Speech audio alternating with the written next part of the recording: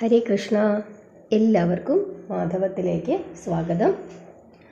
March 28 വ്യാഴാഴ്ച ദിവസം വലിയ വിശേഷമുള്ള ഒരു ദിവസമാണ് ബാലചന്ദ്ര സംകഷ്ടി ചതുർത്ഥി. നമുക്കറിയാം, ഒരു മാസം 2 ചതുർത്ഥികൾ വരും.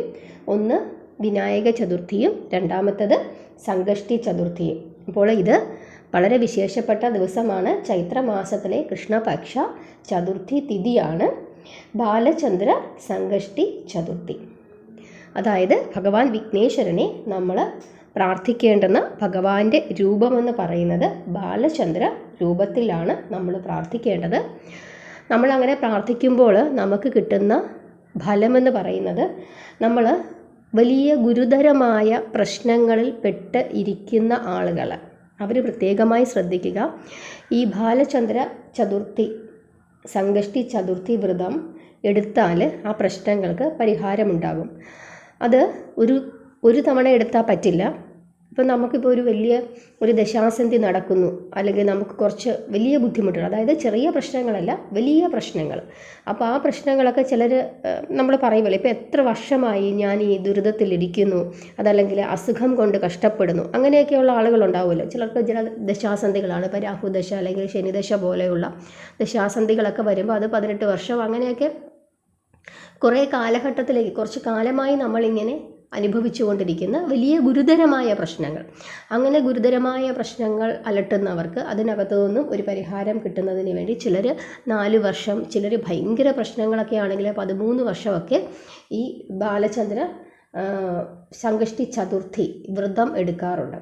അതായത് വ്രതം എടുക്കുന്നതിന് ഒന്നിൽ നമ്മൾ ഫുൾ ഉപവാസമായിട്ടിരിക്കുക, അതല്ലെങ്കിൽ ശുദ്ധാഹാരത്തിലിരിക്കുക, ഒരു നേരം അരിഭക്ഷണം കഴിച്ചിട്ടിരിക്കുക. നമ്മുടെ ആരോഗ്യസ്ഥിതിക്ക് അനുസരിച്ചിട്ട് എങ്ങനെയാണോ നമ്മൾ വ്രതത്തിലിരിക്കാൻ നമുക്ക് പറ്റുന്നത്, പാലും പഴങ്ങളും മാത്രം കഴിച്ചിരിക്കുക, ജലം കുടിച്ചിരിക്കുക, നമ്മുടെ ആരോഗ്യസ്ഥിതിക്ക് അനുസരിച്ചിട്ട്. പക്ഷേ ഏതൊരു വ്രതക്രമമാണോ നമ്മൾ ആദ്യം മുതൽ വരുന്നത്, അതേ വ്രതത്തിൽ തന്നെ നമ്മളിരിക്കുക. കുറച്ചങ്ങോട്ട് വ്രതം എടുത്തു കഴിയുമ്പം തന്നെ ഈ ഗുരുതരമായ പ്രശ്നങ്ങൾക്കൊക്കെ ഒരു ശമനം ഉണ്ടാകുന്നതായിട്ട് മനസ്സിലാവും.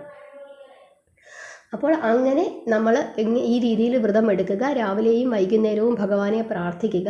നമ്മൾ ഗണേശ വിഗ്രഹമൊക്കെ ഉണ്ടെങ്കിൽ ഒരു മഞ്ഞ പട്ട് വിരിച്ചിട്ട് അതിൻ്റെ പുറത്തേക്ക് ഗണേശ വിഗ്രഹം എടുത്ത് വെച്ച് നമ്മൾ അദ്ദേഹത്തിനെ ഒരുക്കി മാലയൊക്കെ ചാർത്തി, മഞ്ഞ പൂക്കൾ കൊണ്ടുള്ള മാലകളൊക്കെ ചാർത്തി, മഞ്ഞ പൂക്കൾ കൊണ്ട് അദ്ദേഹത്തിന് അർച്ചനയൊക്കെ ചെയ്ത് ഗണേശ അഷ്ടോത്തര ശതനാമാവലിയൊക്കെ ജപിച്ച് നമ്മൾ അദ്ദേഹത്തിന്, പിന്നെ വേറൊരു കാര്യം ശ്രദ്ധിക്കേണ്ടത്, വിഘ്നേശ്വരനെ നമ്മൾ പ്രാർത്ഥിക്കുമ്പോൾ എപ്പോഴും അദ്ദേഹത്തിന് നൈവേദ്യം വെച്ച് പ്രാർത്ഥിക്കണം. അത് നമ്മളെ കൊണ്ട് പറ്റുന്ന രീതിയിൽ ഇച്ചിരി പഴമെങ്കിലും മേടിച്ച് വെക്കുക. അതല്ലെങ്കിൽ എല്ലാവരുടെയും വീട്ടിൽ തേങ്ങ കാണും. അപ്പോൾ ഒരു തേങ്ങ പൊട്ടിച്ച് 2 തേങ്ങാ മുറികളായിട്ടെങ്കിലും വെക്കുക. അതല്ലെങ്കിൽ നമ്മുടെ കൈകൊണ്ട് മധുരപലഹാരങ്ങൾ, ലഡ്ഡു, ഉണ്ണിയപ്പം, എന്താണോ അദ്ദേഹത്തിന് എല്ലാം ഇഷ്ടമാണ്, അങ്ങനെ പായസം, അരി കൊണ്ടുള്ള പായസം, ഇതൊക്കെ അദ്ദേഹത്തിന് ഇഷ്ടമാണ്. അതൊക്കെ ഉണ്ടാക്കി, കരിമ്പ്, അതൊക്കെ വെച്ച് നമുക്ക് പ്രാർത്ഥിക്കാം. പല സാധനങ്ങൾ വെച്ച് പ്രാർത്ഥിക്കാം, ഒരു സാധനം വെച്ച് പ്രാർത്ഥിക്കാം, എന്തെങ്കിലും ഒരു തേങ്ങാമുറിയെങ്കിലും വെച്ച് പ്രാർത്ഥിക്കുന്നത് വലിയ ഫലത്തെ പ്രദാനം ചെയ്യും. എന്തായാലും തേങ്ങാമുറി ഇല്ലാത്ത വീടുകൾ കാണില്ല. അപ്പോൾ ആ തേങ്ങ നന്നായിട്ടൊന്ന് കഴുകി വൃത്തിയാക്കി തേങ്ങാമുറി ഭഗവാന് വെച്ച് പ്രാർത്ഥിക്കാം. അങ്ങനെ ഇനി പ്രശ്നങ്ങളില്ലാത്തവരാണെങ്കിലും നമുക്ക് ഭഗവാനെ പ്രാർത്ഥിക്കാം. പ്രശ്നങ്ങളൊന്നും നമ്മുടെ ജീവിതത്തിൽ ഉണ്ടാകാതിരിക്കാൻ വേണ്ടി പ്രാർത്ഥിക്കാം. കാരണം അദ്ദേഹത്തിൻ്റെ വാഹനം എലിയാണ്. എലിയുടെ സ്വഭാവം നമുക്കറിയാം, ചുണ്ടലി, എല്ലാം ഇങ്ങനെ കരണ്ട് തിന്നും. അതേപോലെ എന്തെങ്കിലും പ്രശ്നങ്ങളൊക്കെ ഉണ്ടെങ്കിൽ ആ പ്രശ്നങ്ങളൊക്കെ അദ്ദേഹം ഒഴിവാക്കി തരും. അതുപോലെ തന്നെ വിദ്യയ്ക്ക് വളരെ ഫലമാണ്, അദ്ദേഹത്തെ പ്രാർത്ഥിച്ചു കഴിഞ്ഞാൽ സമ്പത്തിന് വളരെ ഫലമാണ്, സമ്പത്തുണ്ടാകുന്നതിന് വേണ്ടിയിട്ട്. അതുപോലെ എല്ലാ തരത്തിലുള്ള ഐശ്വര്യങ്ങളും ഭഗവാൻ നമുക്ക് പ്രദാനം ചെയ്യും. പിന്നെ നമ്മുടെ എല്ലാ പ്രാർത്ഥനകൾക്കും ഒരു ഫലം ഭഗവാനെ പ്രാർത്ഥിച്ചാൽ മാത്രമേ ഉണ്ടാവുകയുള്ളൂ. അപ്പോൾ നമ്മൾ എല്ലാവരും ആലോചിക്കുക, ഗണേശപ്രീതി നമുക്ക് ഓരോരുത്തർക്കും വരുത്തേണ്ടത് വളരെ അത്യാവശ്യമുള്ള കാര്യമാണ്. അതുകൊണ്ട് തന്നെ എല്ലാവരും തന്നെ ഭഗവാനെ വിളിച്ച് പ്രാർത്ഥിക്കുക. അന്നത്തെ ദിവസം ഓം ബാലചന്ദ്രായ നമ എന്ന് 108 തവണ നമ്മൾ ജപിക്കണം. അത് വളരെ നിർബന്ധമാണ്. വ്രതം എടുക്കുന്നവരാണെങ്കിലും അല്ലാത്തവരാണെങ്കിലും സന്ധ്യയ്ക്കും രാവിലെയും വ്യാഴാഴ്ച ദിവസം പ്രാർത്ഥിക്കേണ്ടുന്ന നമ്മുടെ പ്രാർത്ഥനയെന്ന് പറയുന്നത് വിഘ്നേശ്വരനെ പ്രാർത്ഥിക്കുമ്പോൾ ഓം ബാലചന്ദ്രായ നമ എന്ന് പ്രത്യേകം പ്രാർത്ഥിക്കുക. ബാലചന്ദ്രായ നമ എന്ന് 108 തവണ, ഓം ബാലചന്ദ്രായ നമ എന്ന് 108 തവണ ജപിച്ച് ഭഗവാനെ പ്രാർത്ഥിക്കുക. ഭഗവാൻ എന്തെങ്കിലും നൈവേദ്യം വെക്കാൻ പറ്റുന്നെങ്കിൽ വെക്കുക.